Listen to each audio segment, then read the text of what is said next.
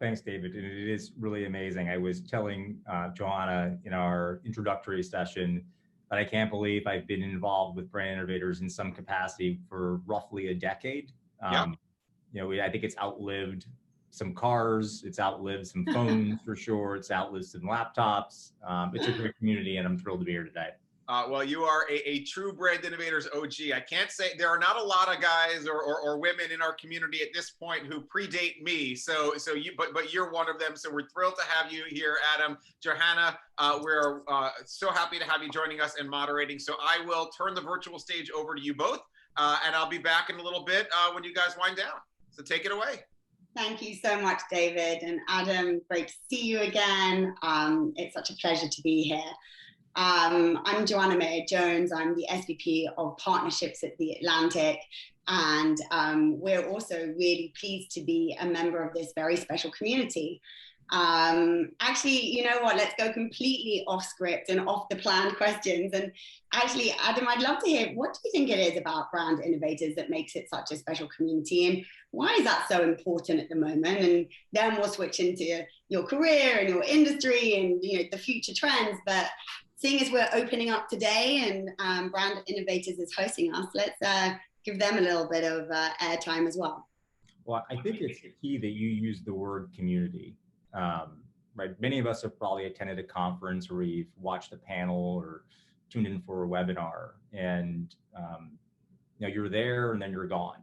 And I think what brand innovators just figured out a way to do is connect people, different roles, different industries, different points in their career with one another, and those relationships persist. There are people I met when I first started, gosh, like I said, it is probably about 10 years ago that I still keep in contact with today. There are people who have helped me understand, a trend, learn, how they're doing it. There are people I've hired through brand innovators. And so I think, if you really truly believe that part of why you invest your time is for the long term, then Brand Innovators has really cracked the code, I think, on bringing in some of the best, the brightest, the most diverse thinking that's out there. And these relationships do persist for more than just a moment. Yeah, absolutely. Community is going to be sort of a big theme that we talk through today. But I think more than ever, people are really eager and have a sense of almost urgency about hearing great ideas, sharing them, being part of the community. So it's great that Brand Innovators provides us for that, for our industry. But I know that that's what you've been thinking about a lot in regards to your community at work as well, and to obviously your teams and to the communities that you serve. Tell us, as we start to dig in, tell us a little bit about your role and what you've been focusing in on over the last 12 months. Sure. So I mean, David said, it's rare to find people who have, kind of outlived him with brand innovators. And I had this moment the other day where my daughter, was explaining to me that, some of the careers that people her age, and she's 14 today, so happy birthday, Cora, are that TikTok stars and creators. And I kind of had this realization that I started in digital in 1997, and I don't know the first thing about creating. Like, I'm the worst creator. Like, I should never, ever create ever, right? And it's funny because I love taking photos and I love, actual photography, with a camera. But ask me to do an Instagram story, and it's the worst possible thing. And the reason I sort of start there is it's amazing how much within digital has changed in those 20 years, certainly plus, but frankly, the last 5, the last 3, you can make a case, right, that the last 12 months have seen more change in how digital has played a role in building community and connecting, one of us locally, domestically, internationally. And so my role here at UnitedHealth Group, I lead our digital strategy and our digital communications.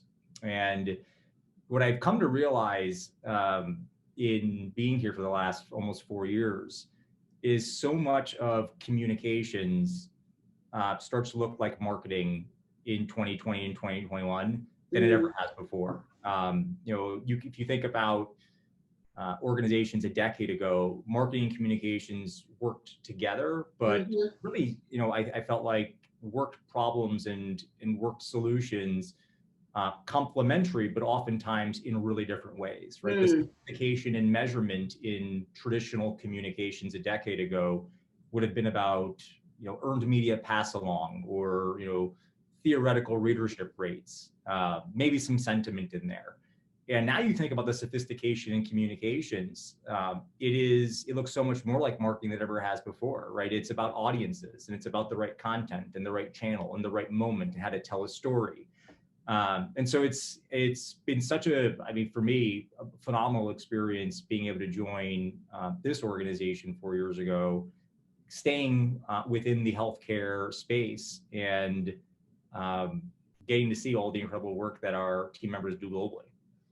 Right, absolutely. So do you think that trend of sort of the, not maybe merging of the disciplines, but certainly more of the interdisciplinary skills between sort of digital and communications accelerated this year because you couldn't sort of separate the two? You couldn't have a comm strategy that then didn't think ultimately about, the distribution through digital, but also actually sort of digital was informing the comm strategy in a way perhaps it hadn't before. Yeah, I think the best organizations have probably been there for a while. If for those of you watching, think about probably the very first time that you bought something online and tried to return it to a store, and the store was like, no, we don't take those online returns. You have to send them back online. And now the idea that you would buy something and not be able to return it back to the store is unfathomable, right? And probably about 5 or 6 years ago, a really good mentor had said to me that your organizational chart should never be visible to the customer. And her point was that if you think about your team or your function as a silo, each of you brings your level of specialty to the table, but it's not done in a way that's really thinking about seamless experience to the end user, the customer, or the patient. And that has really stuck with me. And it's one of the things that if you've traveled, you probably noticed really well that. So you booked it on Expedia, but you want to be able to redeem your points. And then does the hotel have your reservation for this? And all you really want is, at the end of the day, is you want it to feel as seamless, as frictionless, and as easy as possible. You don't want to see all the different steps in the process work. You just want to ultimately, in a 2021 world, you want to make sure that your Uber Eats actually just delivers. You don't care that it was an Uber Eats, they're an intermediary that went to a restaurant that picked it up from over here. You just want to know that it actually arrived. Yeah, totally. The thing that you said earlier sort of strikes me, like you don't want your external customers to understand, or even your partners to think about your sort of internal org structure. How have you brought your team closer together so that especially in a time when we've been sort of physically apart, so that the internal, you do this and we do this and this is how it connects, hasn't been an external facing factor? Yeah. Honestly, I think a lot of it started with the organizational culture broadly. I mean, you can see I'm in the office today. I was going to mention, wait, is this a real life office I see? This is exciting. It is. And I think the organization was so empathetic in giving the level of flexibility needed for our team members. I've got 3 kids. My wife works, remotely. And I gotta be honest with you, I was so excited to be able to go into the office, right? I mean, the not having to share the Wi-Fi at home, right? And then candidly, as great as this conversation even between you and I is, I would love to have been having this right now, on stage in front of people, and there isn't a perfect substitute for that. And so when the pandemic really came into the fold, the organization as a whole was so nimble in being able to spin up everything from all the different hardware and software and platforms and apps that you needed to just stay connected, right? So Microsoft Teams and just like we're on a Zoom right now. But from a communications perspective, what I was so encouraged by, we had decided to bring to our team members a mobile app. And if you think about apps in general, right, the bar for consumer apps just gets higher and higher every day. Right. And in previous lives, I've worked on some amazing apps, Webby award-winning ones. And when we started the idea of creating an app for team members, we said the bar to earn the right to have team members want to download a work app on their phone, got to be at that consumer level.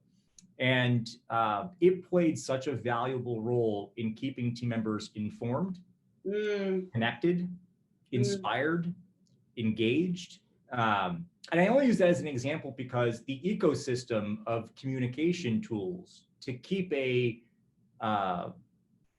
diverse global workforce informed, connected, inspired, and engaged really required the way that you would think about talking to consumers, right? Do you need an app? Do you have to be able to spin up chat? Should you be able to text, message back and forth? How many emails do you want? The idea of thinking about your team members with the same level of sophistication that we spin up tech marketing stacks to be able to consumers.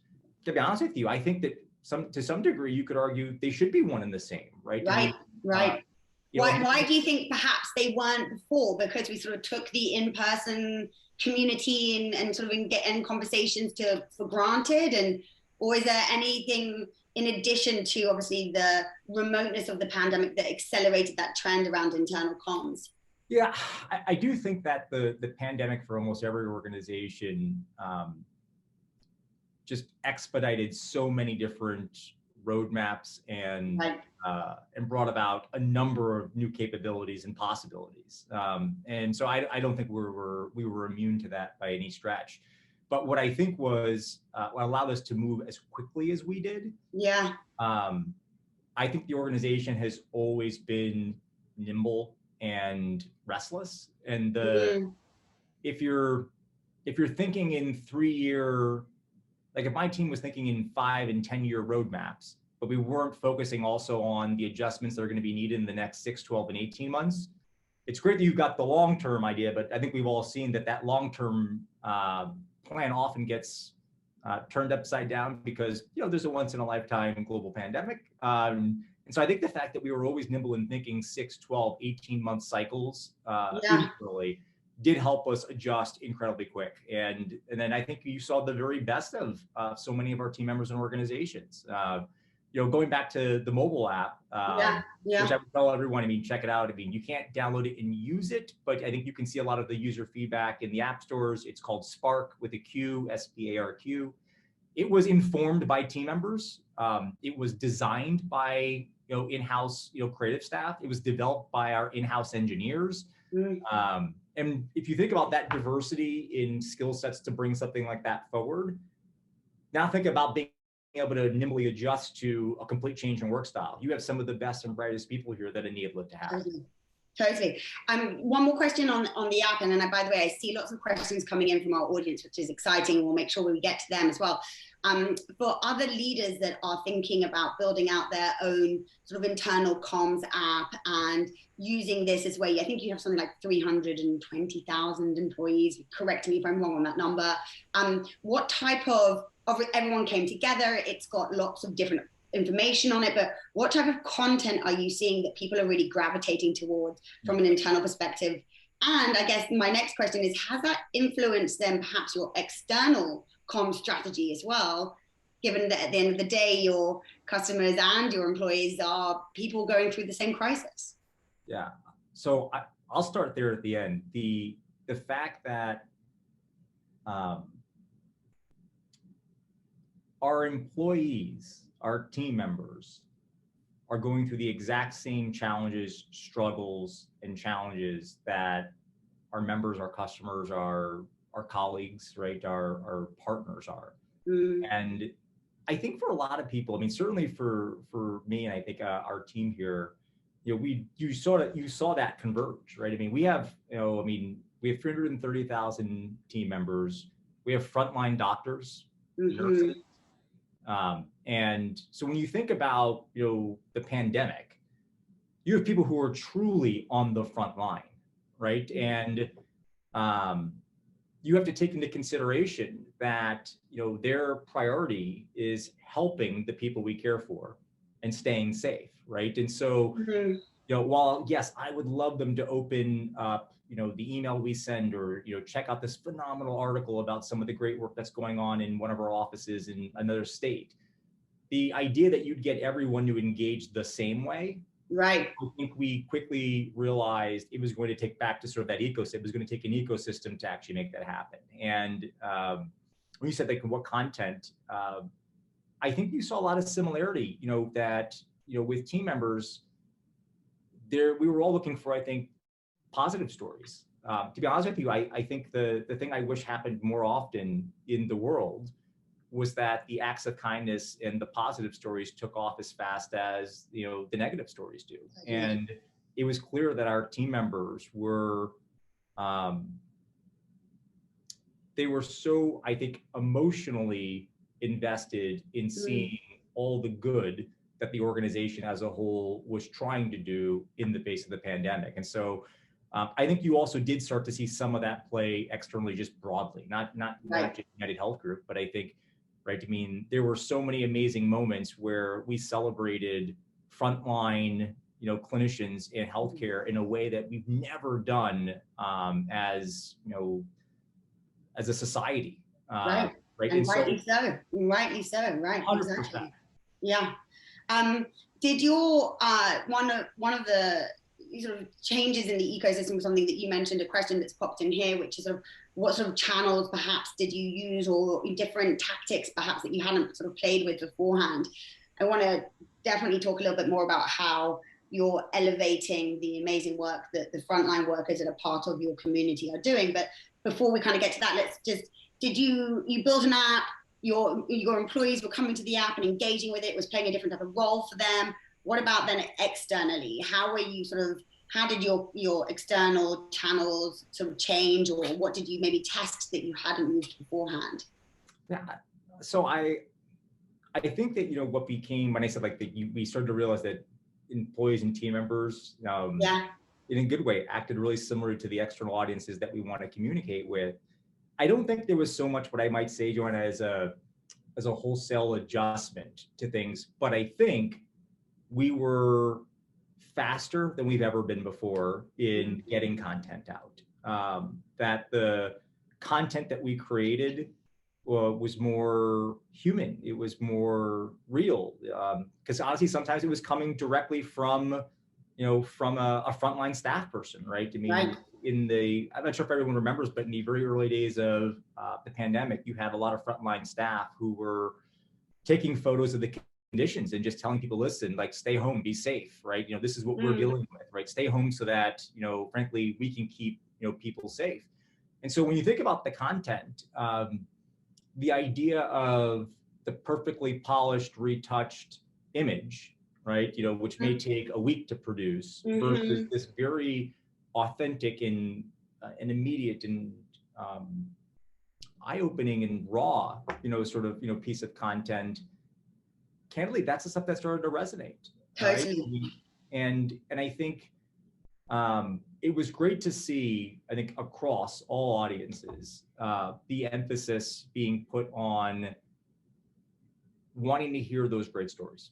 Yeah. Right? And I think that was a shift, I think, overall. I mean, I don't know if certainly I went down my own rabbit hole of things where you're like, okay, I'm like way too deep into this one topic and then you're like, I need something that actually just uplifts me. And we all probably have that.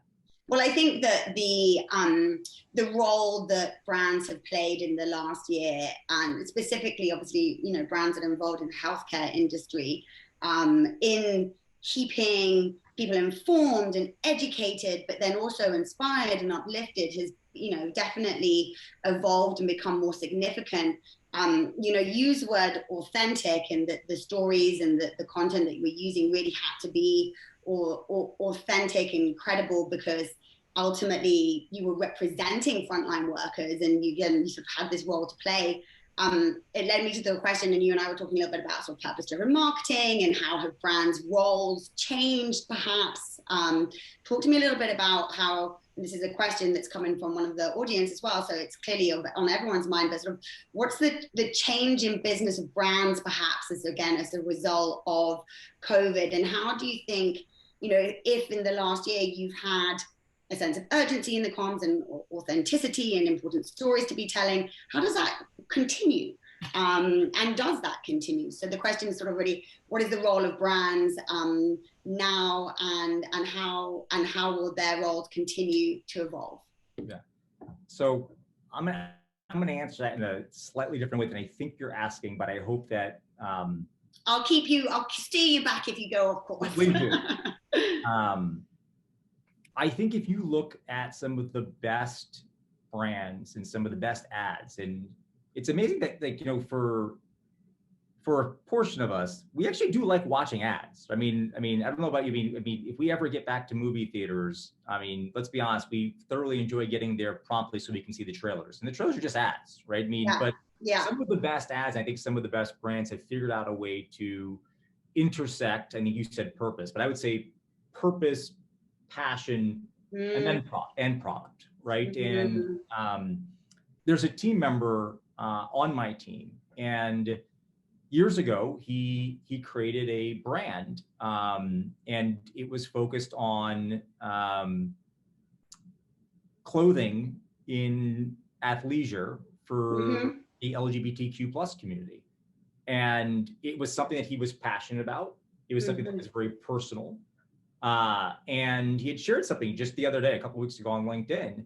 And it struck me, right? It was one of those just really good examples of, right, even as, a small brand or a starting brand that he has, he's figured out the magic, right? I mean, purpose and product and passion, and just put them together. And so I think, what you're maybe a little bit alluding to is, has that, I think, changed, broadly. And I think that to some degree that it has, right? You're seeing, I think, brands as a whole sort of realize that,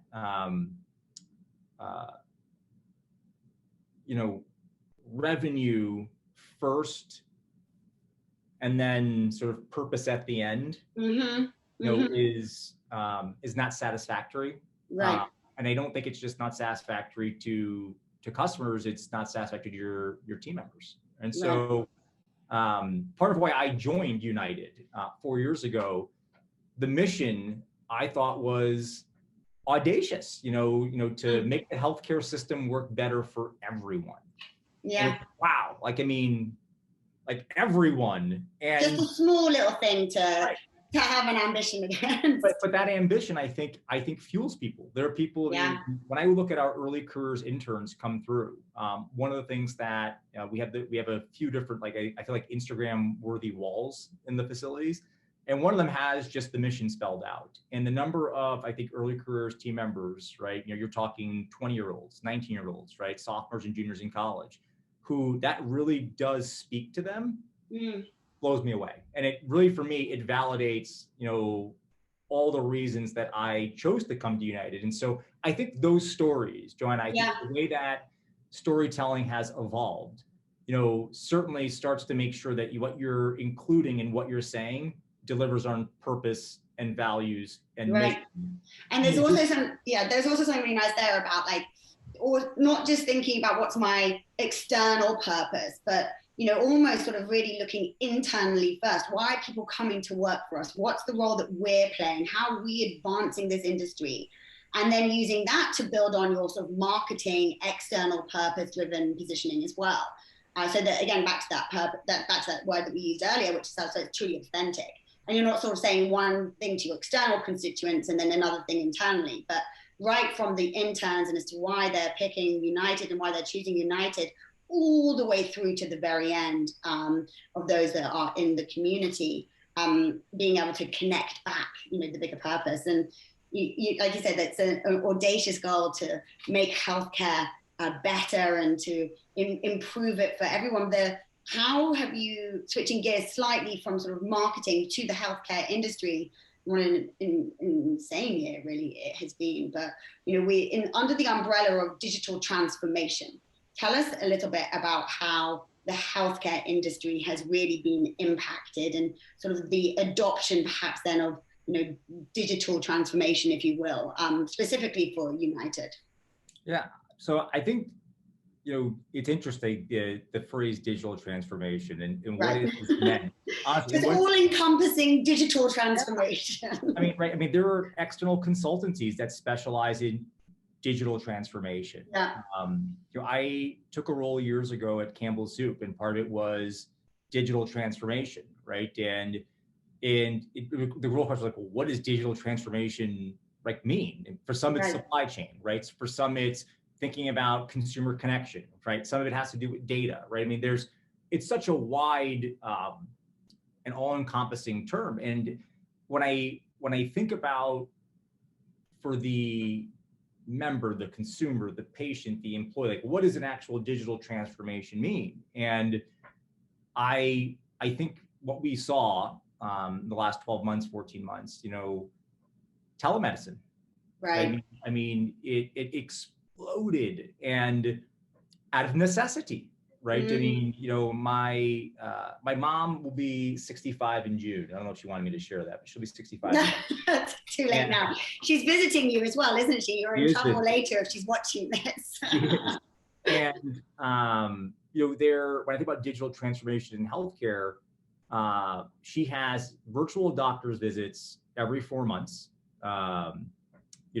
And part of that is they have digital trackers, on her that are capturing everything from heart rate and, oxygen levels. And I mean, it's unbelievable sort of the things that actually she can do from her house, 30 miles away from her physician. And if you had said that that's where we would be a decade ago, I think people say, yeah, that'd be kind of interesting, right? But how could you possibly provide the same level of care?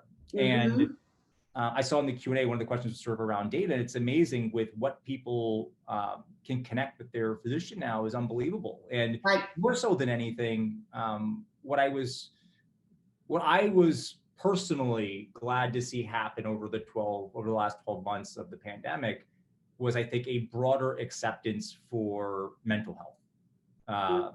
And the increases in mental health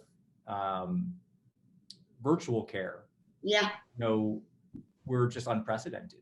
So, I mean, I think you asked sort of like, how did we even think about it? And so I think one of my favorite examples was in March, so almost a year ago, a year and a month ago, March 2020. One of the first things that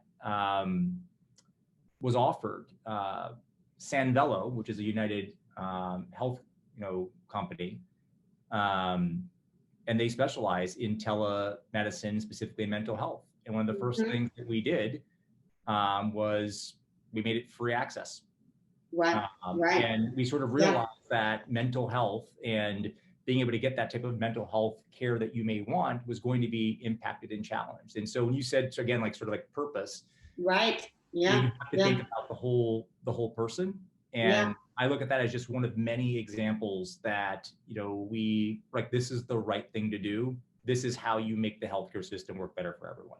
Yeah, it's so powerful. It's such an important topic for leaders to be aware of and thinking about, especially as the return to work, I say the return to work as if we haven't been working the hardest we've ever been working for the last year, but the return to offices and another significant change in how people are living is sort of perhaps on the horizon.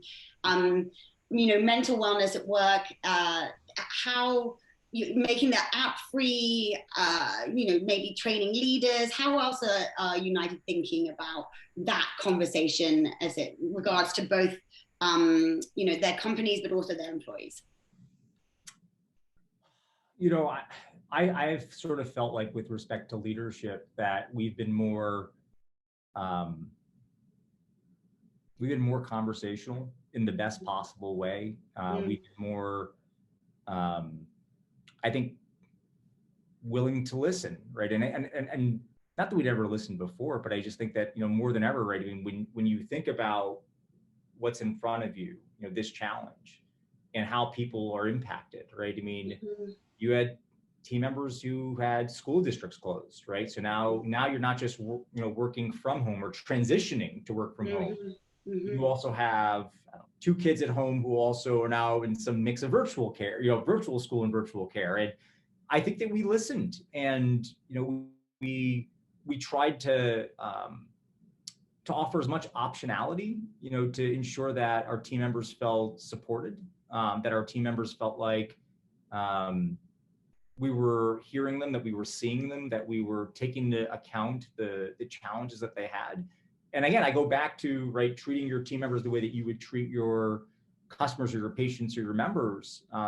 Right. I don't think those two things were separated. I feel like we really did take that approach of listening to physicians, listening to clinicians, listening to members, listening to team members. And frankly, I feel like the leadership here, that willingness to be more conversational, be more willing to listen to feedback. I think that happened at all layers. I mean, I can tell you within my own team, at the very start of the pandemic, we used to have these standing 15-minute meetings at the end of the day. And we said, look, we'll cancel them if we don't need them. Yeah. But let's at least have the space so that if all we want to do on the call is just, express the level of exasperation that you have because, I don't know, your sync doesn't work now on top of it. Like, let's just take the 15 minutes and just use it for that. And it's amazing, that type of an approach, willingness to listen, provide better optionality, creates a more connected and engaged workforce. It creates a more invested set of team members, and it does make a difference. I don't remember who the brand was, Johanna, but at a South by Southwest Brand Innovators event, one of the presentations, it was a panel, and someone said, we realize that the happier and the more satisfied our team members are, the happier and the more satisfied our customers are. And it definitely seems to, I would say today more than ever, be that if you can do that. It's kind of wild that it's almost revelationary, but I think it has been like a big learning through this last year that you can't just focus on your customer. Obviously, not that anybody necessarily did, but that sort of internal morale really has a deep impact on the other side as well. One of the questions from the audience here is, what experiences perhaps prepared you best for the leadership role that you're in today? And maybe you've talked about that sort of need to be flexible, to listen more. Perhaps what are some of the other leadership qualities that you're taking away? I will tell you the last 4 or 5 years in leadership roles have probably been the most challenging for me, because you go from potentially being an expert in certain areas where you feel like, okay, I've seen this before, I know how this will play out. And the last, probably the last 5 years, the willingness to be okay not knowing all the answers has been the hardest thing for me to do as a leader. But frankly, the thing that has completely changed the trajectory of the success of the teams that I have and the organizations that I'm in. And I'll give you just a really good example. When I made the transition from marketing to communications, one of the first initiatives I had, I was asked to create a holding statement. And I was like, yep, I can do that. And when do you need it by, right? Because action oriented. Yeah, we need it by noon. No problem. We can get that done by noon. And I think I was maybe 40 days into the role. And I had a brilliant woman on my team. And I said to her, what is a holding statement?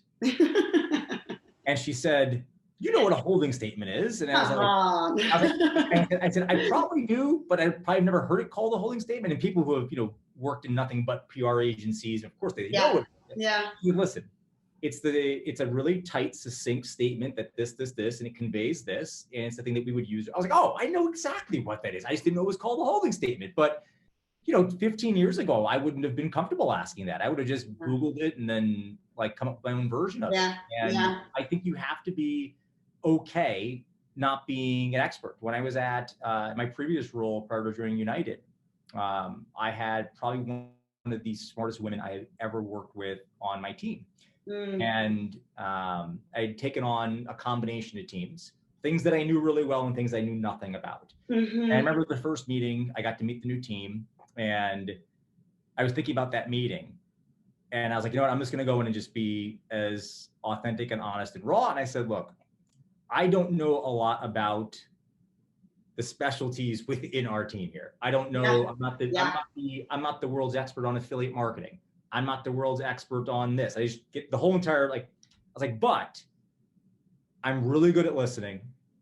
I'm going to trust all of you because you all are the experts. And what I am, really good at though is I'm going to make sure that you understand how the work that we do ties back to the objectives that we have, so that in fact we actually have the best strategies possible, which means that we'll have some of the most successful months and quarters and years as a team. But again, I wasn't like, if I had been put in that role 10 years ago, I would have done, right? Does that famous statement of like, fake it till you make it? There's a level of fake it till you make it that I understand the principle of that. But I would argue that today, a willingness to say, help, or I defer to you, or inform me, is more valuable than it ever has been before. And to be honest with you, I think, if you have ever watched a child say why? Oh, I do on a daily basis. Right. Now, on the one side, right, where that's like, can you please stop saying why? I would actually argue that internally, if you can get 5 whys deep on something, even if you're not the expert, you will better understand it, and it's a game changer. I love it. You're like talking about sort of nurturing that curiosity by leading from the top with that curiosity and that vulnerability of, aside from anything else, when you're running big teams with multi-disciplines, there's no chance you're going to know everything. But almost to your earliest point, Adam, which is like, things change so rapidly in sort of digital marketing that if you're going to pretend to be an expert in everything, you're going to miss something. So, great leadership is taking that vulnerability that, I need to learn, teach me so that we can learn better together, the curiosity of why does this work? I love the idea about sort of challenging things that perhaps have always been done a certain way to evolve. But I think one of the biggest takeaways, and David, I've seen you jump in here, so I presume we're getting to a point of sort of wrapping up, but is that to stop necessarily taking thinkings that are for your external communities. I'm going to call them that because they might be customers, they might be members, they might be, they're sort of all encompassing. And then your internal communities and keeping them so very separate. But actually, one of the biggest learnings, especially as a health group over the last 12 months, is that humans are humans. And that actually, if you apply the same authentic storytelling, access to support, access to mental wellness tools, internally and externally, you're going to be able to improve both the quality of your employees' engagement and work, but then that has that huge ripple effect out to your external communities as well. Yeah, and I would just add to that, if you want to do that really well, building incredibly diverse teams makes all the difference. And when I say diverse, I mean it in the broadest sense. I want people who've never worked in healthcare. I want, people who have worked within the business, right? And so when I think about my own leadership team, my leadership team is 100% female. It is representative of in the business, people who have never worked at United, people who have worked at United for years, people who are 10 years into their career, 20 years. I mean, that level of diversity, when you build your leadership rank, when you build your team, they will force you, they'll keep you accountable, right? I mean, they will make sure that you're considering your audiences and have you thought about this? And have you thought about this, right? I mean, we've got parents, we've got, people who have stepchildren, we have people who take care of their own parents, right? Like that diversity in the team, keeps us honest in thinking about the way that we want to go about connecting directly with our, to your point, external and internal audiences. Yeah. Such a good point. It's such a good point. You said earlier that you're not very creative, and then you were like, but I actually take photos and I'm into photography. You also write a blog that is sort of like a trends-based marketing blog. As we finish out, I think it would be great if we could hear from you. I said this to you yesterday. I'm going to get asked for your like 10 years in the future, and we're being recorded so we can look back on it. But I think a decade is way too hard to predict, seeing as none of us can think about what's happening in a quarter, let alone a decade. But tell us your top 3 trends that you think for our industry over the next 12 months that we should be keeping an eye on. And I think that's a great way, again, for the audience to get the most out of your expertise in the next few minutes. So I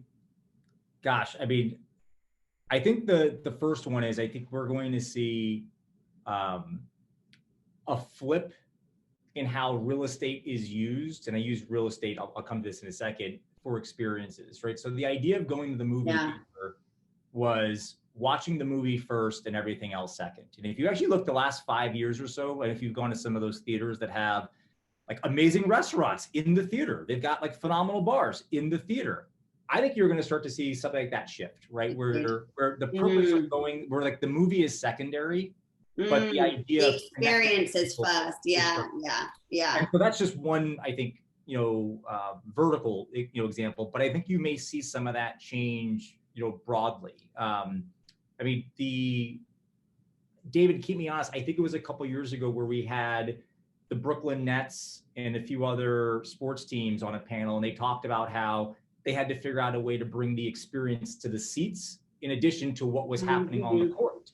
So this has started a few years ago, but I think you're going to see a flip just on the real estate side where it may be experience and the idea of community first, and then, the movie second. And right, if you've ever been in the theater where like, shh, quiet, it's going to be the opposite. It's going to be like, I'm really not just talking about it. Wait, so, what are we watching? Right. I do think that's one. And then the second, I would say, the idea of in-person experiences, I do think we're going to see a resurgence in it. I think, so many of us have talked about Zoom fatigue. You have an entire generation like that I think is growing up. I mean, my kids are 14, 12, and 1.5. And I look at them and I say, like, you're growing up with this digital first world, which on the one hand is phenomenal. On the other hand, I need you to be able to have conversations that are longer than 5 text messages. And so that idea of maybe a slight market correction back to less digital, ironically, and more, I think you said human, right? More human and in person. And I think it's going to be really interesting to kind of watch happen. There's a whole generation, both my oldest play soccer, and both of them can learn something on YouTube. But it's not the same as in-person instruction where that coach is watching you do it and then correcting or saying, no, you're doing this great, and that encouragement. So I think we may see a slight shift back there. And then, I guess you said 3. So I think the third is the idea of buying more things, sight unseen, so to speak, I think is going to be wild. We had a friend of ours who bought a house. Right. I was going to say the housing market is a fantastic example of this, right? I mean, look at how the auto industry pivoted very quickly to, you don't have to go to the dealer anymore. We'll bring the car to you. You keep it for like 2 weeks. If you don't like it, great, we'll pick it up. But I think that idea of changing the steps in an experience, I think are going to adjust. And I definitely think the rise in sophistication of AR and VR technologies there as well will only but accelerate that trend further. But you're sort of all really interesting that there's this like tension between the acceleration of the digital technologies that are ultimately going to make all of our businesses, whether it's media, marketing, movies, healthcare, more advanced. The tension is then with still our actually innate want for human connection and actually our necessity to have in-person connections as well. So it'll be really interesting to see how these 2 trends actually conflate and come together. And well, you heard it here first from Adam. David, I can see you. We are.